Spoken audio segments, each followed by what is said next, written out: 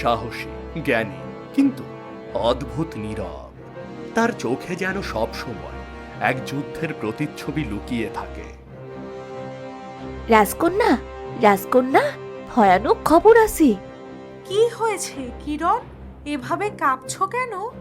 বনাঞ্চলের পাশে গ্রামের লোকজন বলছে কাল রাতে আকাশ কালো হয়ে যায়, আর তারপর নেমে আসে দানবেরা। তারা মানুষ ধরে নিয়ে যাচ্ছে, সব মানুষদের হত্যা করছে।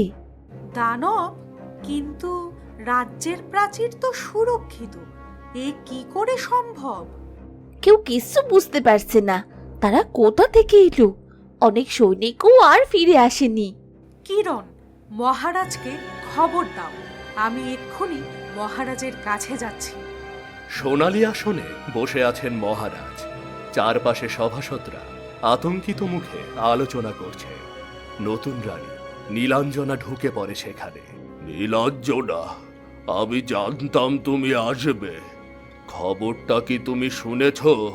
হ্যাঁ বাবা, আমি শুনেছি দানবেরা বন পেরিয়ে রাজ্যের দিকে আসছে।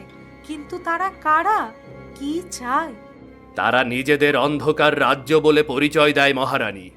তাদের নেতৃত্বে আছে দানবরাজ, যাকে কেউ দেখেনি, শুধু তার ছায়া দেখা যায়। নীলাঞ্জনা, এই রাজ্যের উত্তরাধিকারী তুমি। তোমার পিতার মতোই সাহস তোমার রক্তে আছে। আজ আমি তোমাকে আদেশ দিচ্ছি, রাজ্যকে রক্ষা করো তুমি।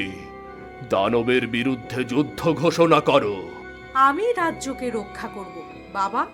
যতক্ষণ আমার শ্বাস আছে ততক্ষণ কেউ এই ভূমিতে আগুন ধরাতে পারবে না। আজ আমি